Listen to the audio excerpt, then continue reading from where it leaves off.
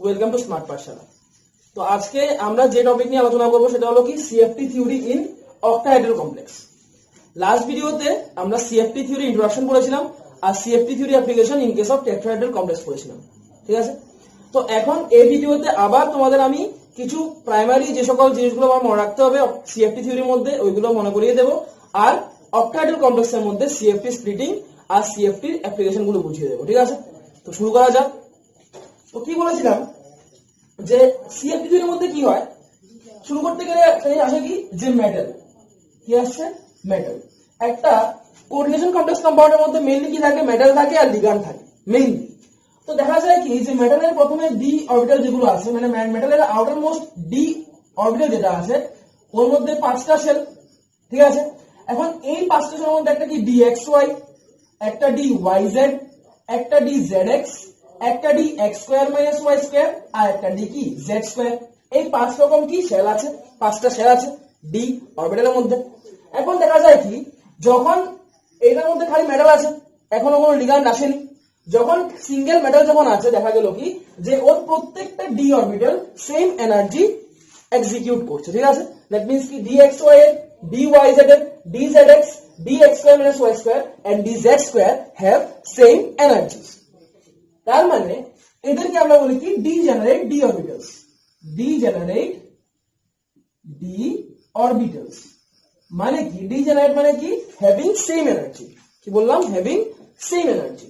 এখন দেখা যায় কি যখন এই জায়গাতে লিগ্যান্ড অ্যাপ্রোচ করে, মানে যখন মেটালের সঙ্গে লিগ্যান্ড আসে, মানে লিগ্যান্ড যখন ইলেকট্রন দেয় মেটালকে, তখন দেখা যায় কি যে এই মেটালের ডি শেলের যে 5টা ডি শেল আছে না, D x Y, D Y Z, D Z X, D X minus Y square, D Z square যেগুলো আছে এগুলোর ডিজেনারেসি নষ্ট হয়ে যায়। দ্যাট মিন্স কি ওদের মধ্যে আর সেম এনার্জি থাকে না, কেউ এনার্জি বেড়ে যায়, কেউ এনার্জি কি হয় কমে যায়।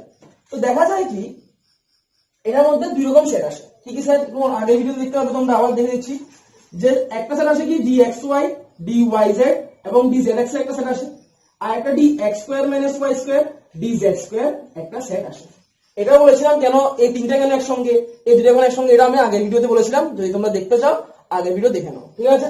তো কি আছে যে ডি এক্স ওয়াই এর মধ্যে ডি মানে কি ডি অরবিটালের শেপ গুলো কি থাকে এরকম ডাম্বেল শেপ থাকে, ঠিক আছে। তো দেখা যায় কি যে ডি এক্স এর মধ্যে লুপগুলো থাকে কি তার প্লেন বরাবর, এখানে এক্স ওয়াই প্লেন বরাবর, এখানে ওয়াই জেড প্লেন বরাবর, এখানে কি জেড এক্স প্লেন বরাবর। whereas in dx square minus y square and dz square এই লুপগুলো থাকে কি ওর অ্যাক্সিস বরাবর, ঠিক আছে। dx square minus y square মধ্যে লুপ থাকে কোন অ্যাক্সিস বরাবর, x আর y বরাবর, আর z square মধ্যে খালি z অ্যাক্সিস বরাবর থাকে কি লুপগুলো, ঠিক আছে। তার মানে কি যেগুলো প্লেনে আছে এগুলো একটা সেট হলো, আর যেগুলো অ্যাক্সিস বরাবর আছে এগুলো একটা সেট হলো। নাম দিয়েছি কি যেটা অ্যাক্সিস বরাবর যে সেটগুলো আছে এগুলোর নাম দিয়েছি আমি ইজি সেট, কি দিলাম ইজি সেট। আর তিনটা যেটা আছে এটার নাম কি T2G সেট। ইজি মিন্স যে শেলগুলো অ্যাক্সিস বরাবর আছে, আর T2G মধ্যে যে শেলগুলো প্লেন বরাবর আছে এটা একটা সেট, ঠিক আছে। তাহলে জিনিসটা বোঝা গেল। এবার দেখলাম কি যে লিগ্যান্ড যে আছে, লিগ্যান্ড দুই রকম ভাবে আসতে পারে, ligand can approach in two ways, ঠিক আছে। কি কি একটা আসতে পারে কি প্লেন দিয়ে আসতে পারে, মানে প্লেন বরাবর আসতে পারে, একটা আসতে পারে কি অ্যাক্সিস বরাবর, ঠিক আছে।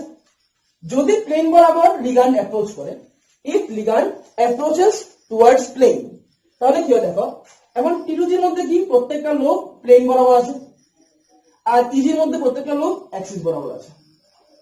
যদি লিগ্যান্ড গুলো প্লেন বরাবর আসে, যদি লিগ্যান্ড গুলো কি বরাবর আসে প্লেন বরাবর আসে, তার মানে কি কোনটার মধ্যে রিপালশন বেশি হবে, যে লুপগুলো প্লেন বরাবর আছে ওগুলোর মধ্যে রিপালশন বেশি হবে, এটার মধ্যে কি রিপালশন হবে কি হবে না, কারণ কি এখানে লুপগুলো কি অ্যাক্সিস বরাবর আছে। লিগ্যান্ড আসছে প্লেন বরাবর, এদের লুপগুলো আছে কি প্লেন বরাবর, দ্যাট মিন্স কি এদের মধ্যে রিপালশন বেশি হবে। তার মানে in case if the ligand approaches towards plane, তাহলে T2G এনার্জি হয়ে যাবে বেড়ে যাবে, আর ইজি এনার্জি হয়ে যাবে কমে যাবে, ঠিক আছে। কিন্তু যদি লিগ্যান্ডটা এখানে অ্যাক্সিস বরাবর আসে, তাহলে কোনটার মধ্যে রিপালশন বেশি হবে, আসছে অ্যাক্সিস বরাবর, এগুলো আছে কি অ্যাক্সিস বরাবর, দেন এটার মধ্যে রিপালশন বেশি হবে, এটার মধ্যে কি রিপালশন কম হবে। যদি রিপালশন এটার মধ্যে বেশি হয় তাহলে এটার এনার্জি বেড়ে যাবে আর কি এটার এনার্জি কমে যাবে, বুঝা গেছে। তো আগের ভিডিওতে বলেছিলাম কি টেট্রাহেড্রাল কমপ্লেক্স দেখেছিলাম কি in case of tetrahedral complex the ligand approaches towards plane, কোন বরাবর আসে প্লেন বরাবর আসে। তার মানে কি in case of tetrahedral complex এটা চলে যায় কোথায়, উপরে, এটা চলে আসে কোথায়, নিচে। কারণ কেন, টেট্রাহেড্রাল কমপ্লেক্সের মধ্যে প্লেন বরাবর আসছে, তাহলে এদের এনার্জি বাড়বে, তাহলে এই সেট চলে যাবে কোথায়, উপরে, এই সেট চলে আসবে কোথায়, নিচে, কারণ এটা এনার্জি কম থাকবে। হয় দেখা গেল কি আজকে যেটা করবো এটা হলো কি octahedral complex. In case of octahedral complex, ligand approaches along axis. যদি লিগ্যান্ড অ্যাক্সিস বরাবর অ্যাপ্রোচ করে তাহলে কি এদের এনার্জি বাড়বে, কারণ এগুলো আছে অ্যাক্সিসে, আসছে লিগ্যান্ড অ্যাক্সিস বরাবর, এখানে আছে কি এগুলো আছে অ্যাক্সিস বরাবর, এদের মধ্যে রিপালশন বেশি, এদের এনার্জি বাড়বে, এদের মধ্যে এনার্জি কম, কারণ এটা এনার্জি কি হবে, কমবে। এটার মধ্যে রিপালশন হবে কি, আসছে অ্যাক্সিস বরাবর, আছে প্লেন বরাবর, রিপালশন তো হবে না, তাহলে এনার্জি কম। এগুলো আসছে অ্যাক্সিস বরাবর, এগুলো আছে অ্যাক্সিস বরাবর, এদের মধ্যে রিপালশন বেশি, তাহলে এদের এনার্জি বেশি, এদের এনার্জি কি কম। তাহলে দেখো in case of octahedral complex, octahedral, ঠিক আছে, in case of octahedral complex একটু যারা ইউজ করছি, ঠিক আছে, in case of octahedral complex দেখলাম কি যখন এই জায়গাতে লিগ্যান্ড আসলো, লিগ্যান্ড আসার সঙ্গে সঙ্গে এখানে যে 5টা সেল আছে, আগে একবার 5টা সেল একটু এনার্জি, ওদের এভারেজ এনার্জি বেড়ে যাবে, মানে কি 5টা একটু কিন্তু উপরে চলে যাবে। আমি জানি কি নিচের থেকে উপর দিকে এনার্জি কি হচ্ছে, ইনক্রিজ হচ্ছে। তার মানে কি বলো, এখন একটা কোশ্চেন তোমাদের আমি আগের ভিডিওতে এটা অ্যানসার দিয়েছিলাম যে যদি এখানে লিগ্যান্ড, আমি যখন বললাম কি লিগ্যান্ড অ্যাপ্রোচ করলে দুইটা সেট হবে, একটা T2G সেট, একটা কি ইজি সেট। এখন এখানে লিগ্যান্ড অ্যাপ্রোচ করলো, তারপরে গেল 5টা সেট, 5টা কেন একসঙ্গে গেল, 5টা একসঙ্গে এই জন্যই গেছে যখন লিগ্যান্ড অ্যাপ্রোচ করে সঙ্গে সঙ্গে কিন্তু স্প্লিট করে না, লিগ্যান্ড অ্যাপ্রোচ করলে পরে আগে 5টা অরবিটাল একসঙ্গে একটু এনার্জি ওদের বাড়ে, ঠিক আছে, তারপরে এই অরবিটাল গুলো এখানে দুইটা সেটে স্প্লিট হচ্ছে, ঠিক আছে। তাহলে প্রথমে কি বললাম, প্রথমে বললাম যে প্রথমে সবগুলো এভারেজলি এনার্জি ইনক্রিজ করবে, তারপরে কি হবে, তারপরে এটা একটা সেট হবে আর এটা একটা সেট হবে। এখন যেহেতু অক্টাহেড্রাল কমপ্লেক্স, এদের এনার্জি বেশি, ইজি এনার্জি বেশি হবে, কারণ অ্যাক্সিস বরাবর আসবে, তাহলে কি এখান থেকে ইজি চলে যাবে কোথায়, ইজি সেট থাকবে উপরে, কয়টা আছে ইজির মধ্যে, দুইটা তো, একটা dx square minus y square, একটা কি dz স্কয়ার, তো দুইটা ঘর, আর নিচে থাকবে কি এখানে T2G, তিনটা ঘর, dxy dyz আর কি dzx, ঠিক আছে। তাহলে এখানে কি ইজি সেট, এখানে কি T2G সেট, কেন বোঝা গেছে, কারণ এখানে লিগ্যান্ড গুলো অ্যাক্সিস বরাবর এলো, এখানে এগুলো আছে কি অ্যাক্সিস বরাবর, এদের মধ্যে রিপালশন বেশি হবে, এটা এনার্জি বেশি, এটার মধ্যে রিপালশন কম হবে, এটা এনার্জি কম, তাহলে এটা আসলো তার নিচে, এটা কোথায় আসলো, এটা আসলো উপরে, ঠিক আছে। এখন দেখো বলেছিলাম কি যে এখন ইজি আর T2G এর মধ্যে যে গ্যাপটা আছে এটা বলি কি আমি স্প্লিটিং এনার্জি, কি বলে এটাকে আমি স্প্লিটিং এনার্জি, ঠিক আছে। বলেছিলাম কি in case of tetrahedral complex, in case of tetrahedral complex আমরা এই স্প্লিটিং এনার্জি ডিনোট করছি কি ডেল্টা টি দিয়ে, কি ডিনোট করি, ডেল্টা টি দিয়ে ডিনোট করি।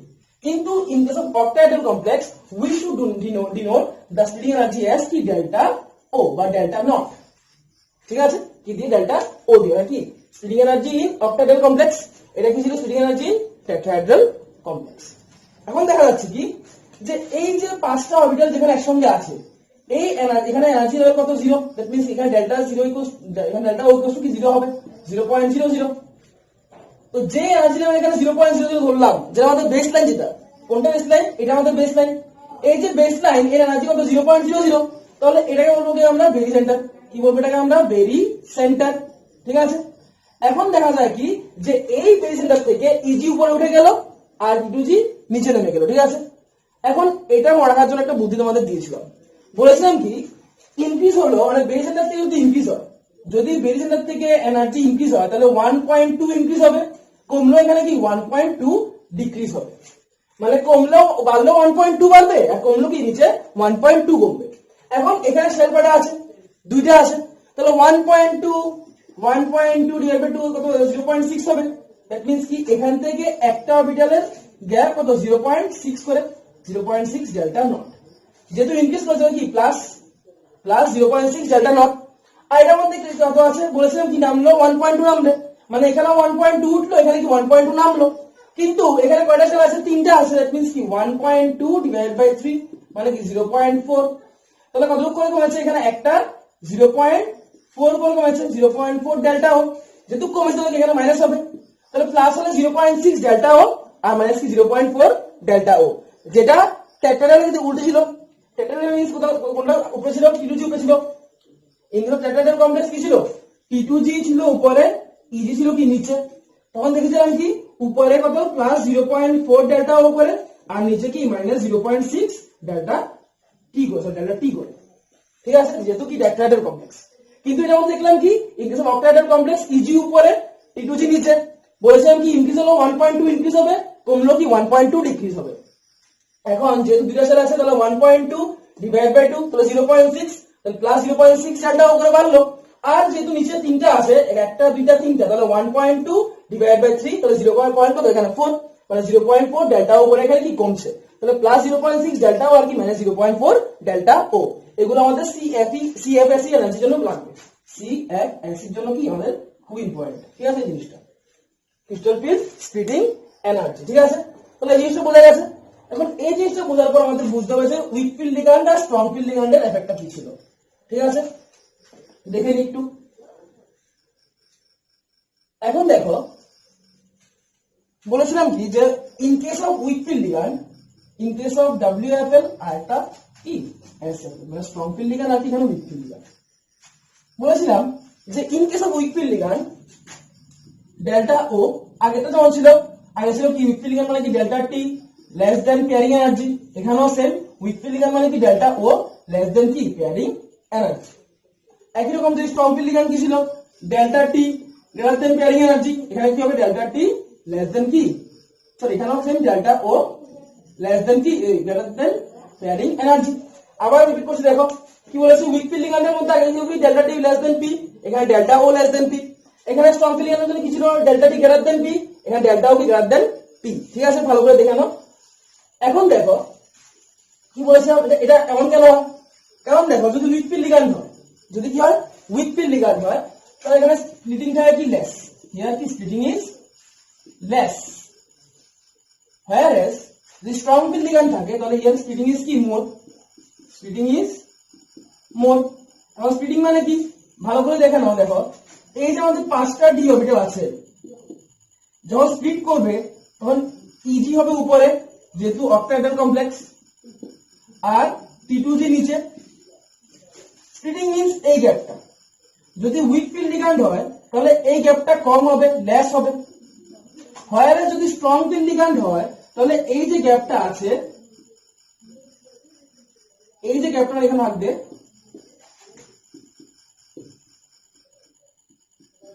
এই যে গ্যাপটা থাকবে এটা অনেকটা বেশি থাকবে, ঠিক আছে, একটু দূরে করে রাখছি জিনিসটা দেখো, তাহলে অনেকটা কি এখানে দূরে আছে মোর, ঠিক আছে।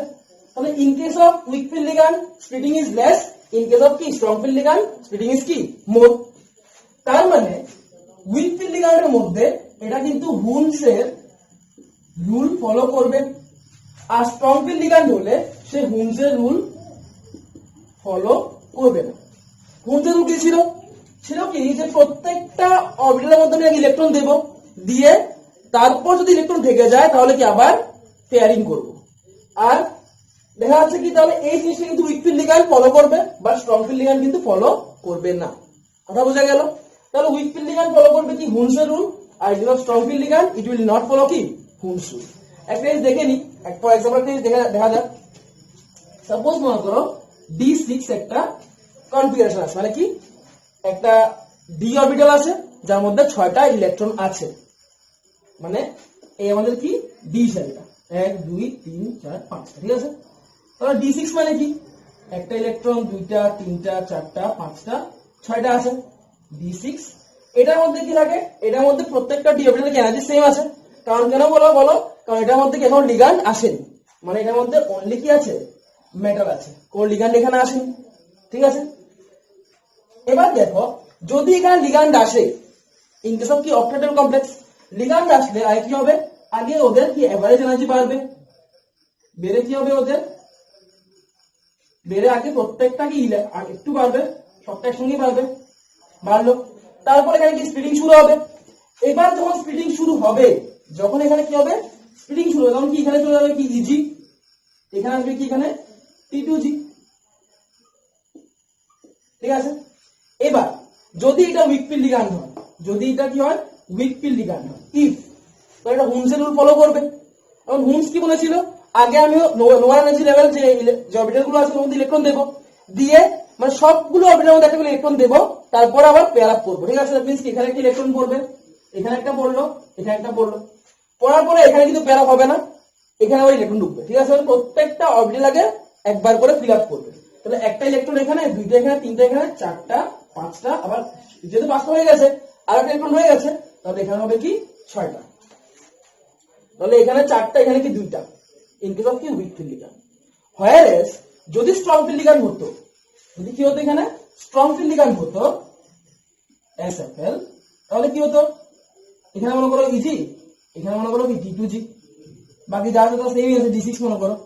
তাহলে এখানে একটা ইলেকট্রন, এখানে একটা ইলেকট্রন, এখানে একটা ইলেকট্রন, তিনটা ইলেকট্রন দিলাম, কিন্তু ইলেকট্রন দেওয়ার পরে কিন্তু এখানে আসবে না, হুমসের রুল সে ফলো করবে না। দেখো স্ট্রং ফিল্ড লিগ্যান্ড মানে কি, সে হুমসের রুল ফলো করবে না। তার মানে কি এখানে ওরা পেয়ারিং করবে, এই চারটা হলো, এই পাঁচটা হলো, এখানে কি ছয়টা, মানে কি এখানে সে এই জায়গাতেও কিন্তু আসবেই না, ইজির মধ্যে সে আসবেই না, বুঝা গেছে? তাহলে স্ট্রং ফিল্ড লিগ্যান্ডের মধ্যে হুমস রুল ফলো করছে না, কিন্তু in case of weak field ligand সেটা কি হুমসের রুল ফলো করছে, ঠিক আছে? তো এইটাই মাথায় রাখতে হবে, তাহলে আমরা CFT যদি সহজে করতে পারবো, ঠিক আছে? এবার একটা এক্সাম্পল নিয়ে দেখি, এক্সাম্পল নিয়ে দেখলে পরে পুরোপুরি ক্লিয়ার হয়ে যাবে, ঠিক আছে? সাপোজ মনে করো একটা এক্সাম্পল নিচ্ছি, সেটা হলো K4FeCN6, ঠিক আছে? K4FeCN6, ঠিক আছে? K4FeCN6। এখন এটার মধ্যে আগে Fe অক্সিজেন বের করি, ঠিক আছে? দেখো কি আছে, আগে এটা ভেঙে নি, তাহলে কি হবে 4K প্লাস আর কি FeCN6 কি 4 মাইনাস, বের করবো কার জন্য, এফির জন্য, তাহলে এফির জন্য x নিলাম, তাহলে x প্লাস এখানে মাইনাস 1 করে, মাইনাস 1 ইন্টু 6 ইকুয়ালস টু কত হবে মাইনাস 4, তাহলে কি x minus 6 equals to minus 4, x equals to এখানে প্লাস 2, দ্যাট মিন্স এখানে এফি কোন স্টেটে আছে, প্লাস 2 স্টেটে আছে। এখন এফি অ্যাটমিক নাম্বার কত 26, ঠিক আছে? তাহলে কত হবে এখানে 1s2 2s2 2p6 3s2 3p6, ঠিক আছে? 3d আর কত 4s, তো তাহলে 2 2 4 4 6 10 12 18 হলো কি 20, আর এখানে কি 6, তো 3d6 স্ট্রাকচার, 3d6 কনফিগারেশন, বুঝা গেল? এখন দেখলাম কি এখানে কি Fe+2 আছে, কি আছে এখানে Fe+2 স্টেটে, তাহলে Fe+2 কত হবে এখানে 1s2 2s2 2p6 3s2 3p6 আর কি 3d6, 4s থেকে ইলেকট্রন চলে যাবে, বুঝা গেছে? তাহলে 3d6 হলো। এবার দেখা যাক যে এখানের মধ্যে স্পিডিং কিভাবে হবে, ঠিক আছে? তো প্রথমে কি বিফোর অ্যাপ্রোচিং অফ কি লিগ্যান্ড, মানে খালি Fe+2 এর জন্য দেখে নি,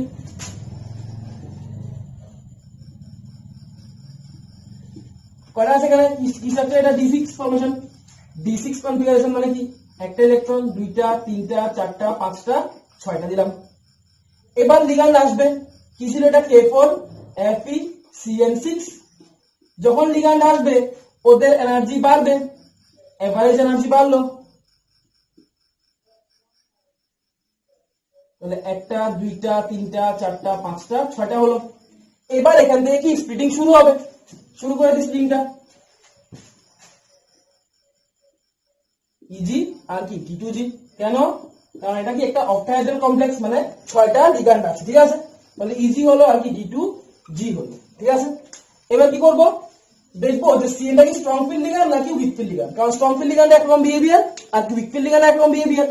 যেহেতু সিএনটা কি একটা স্ট্রং ফিল্ড লিগ্যান্ড, তাহলে ওর বিহেভিয়ারটা কি হবে, যে ওদের মধ্যে পেয়ার আপ হয়ে যাবে আগে, মানে এটা হুমস রুল ফলো করবে না, যেহেতু স্ট্রং ফিল্ড লিগ্যান্ড এটা কি হুমস রুল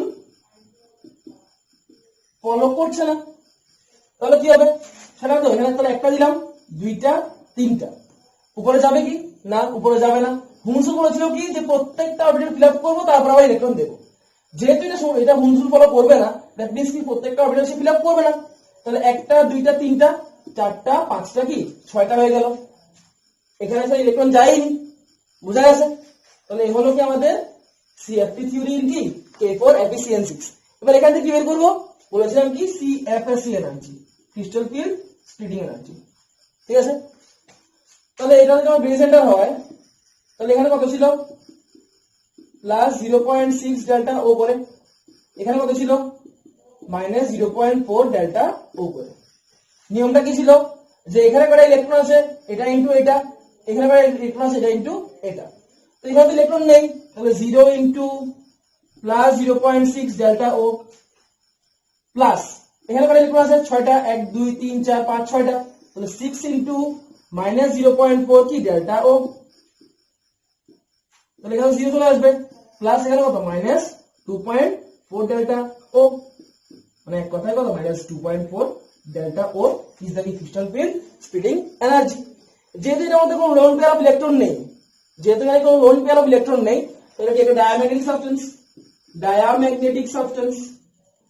লোন পেয়ার থাকলে লোন ইলেকট্রন থাকলে প্যারাম্যাগনেটিক, না থাকলে কি ডায়াম্যাগনেটিক। আর তাহলে এর ম্যাগনেটিক মোমেন্ট কত হবে এখানে root over n into n plus 2 bm, n মানে কি নাম্বার অফ লোন ইলেকট্রনস, এখানে কোনো লোন ইলেকট্রন নেই, সবগুলো পেয়ার আছে, দ্যাট মিন্স কি এখানে n equals to 0 বসে যাবে, 0 into 0 plus 2 মানে কত এখানে 0 bm। যেহেতু লোন ইলেকট্রন নেই তাহলে ওর কি স্পিন মাল্টিপ্লিসিটিও নেই, Sn টাও নেই, আসলে রুট ছিল 2 into s plus 1, s মানে কি s মানে ছিল যদি n equals to 1 হয়, দ্যাট মিন্স যদি ইলেকট্রন একটা থাকে, যদি লোন ইলেকট্রন একটা থাকে তাহলে s equals to half হতো, এখানে লোন ইলেকট্রন একটাও নেই, দ্যাট মিন্স এখানে s equals to কত হবে 0 হবে। যেহেতু এই জায়গাতে since there is no lone electron, there is no lone কি electron, therefore s equals to কত হবে এখানে 0 হবে, তো 2 into 0 plus 1 that means 0 plus 1 equals to 1 পেয়ে গেলাম diamagnetic substance, magnetic moment, spin multiplicity আর কি সিএফএসি এনার্জি। বুঝা গেল? তাহলে এরকম করে দেখতে হবে কি আমার মেইন জিনিস দেখতে হবে যে আগে এটা কি অক্টাহেড্রাল কমপ্লেক্স নাকি tetrahedral complex. In case of octahedral complex easy হবে উপরে, T2G নিচে। In case of tetrahedral complex T2G উপরে, ইজি কি নিচে। তারপর দেখবো কি স্ট্রং ফিল্ড লিগ্যান্ড নাকি week field ligand. Week field ligand যদি হয় তাহলে সে হুমস রুল ফলো করবে, আর স্ট্রং ফিল্ড লিগ্যান্ড হলে কি সেটা হুমস রুল ফলো করবে না। ঠিক আছে, আর বাকি যেটা আছে CFS energy, magnetic property, magnetic moment আর স্পিন মাল্টিপ্লিসিটি আমরা কিন্তু ওর লোন ইলেকট্রন দেখে বের করতে পারবো। ঠিক আছে, তাহলে এটা হলো কি আমাদের সিএফটি থিওরির মেইন পুরো জিনিসটা। তো এখানে আমাদের আজকের ভিডিও শেষ হলো, সিএফটি থিওরি পুরোপুরি আলোচনা হয়ে গেছে। আগের দিন টেট্রাহেড্রাল কমপ্লেক্স, আজকে হলো কি অক্টাহেড্রাল কমপ্লেক্স। তাহলে বলতে পারবো যে আমরা কোঅর্ডিনেশন কমপ্লেক্স কম্পাউন্ড পুরো চ্যাপ্টারটাই শেষ। ঠিক আছে, তাহলে এই চ্যাপ্টার রিলেটেড যদি কোনো তোমাদের শুধু এই ভিডিও না প্রত্যেকটা ভিডিও তোমরা দেখো, যদি কোনো জায়গাতে কোনো ডাউট থাকে তাহলে আমাদের জানিয়ে দাও। তাহলে এই যেহেতু চ্যাপ্টার শেষ হয়ে গেছে আমরা এই চ্যাপ্টারের উপর একটা ডাউট ক্লিয়ারিং ক্লাস করতে পারবো, যার মধ্যে সবগুলো ডাউট নিয়ে আমরা আলোচনা করবো। ঠিক আছে, তো আশা করি ভিডিও ভালো লাগলো, ভালো লাগলে লাইক করে দাও, শেয়ার করো, সাবস্ক্রাইব করো আর পরের ভিডিওর জন্য ওয়েট করো। Thank you.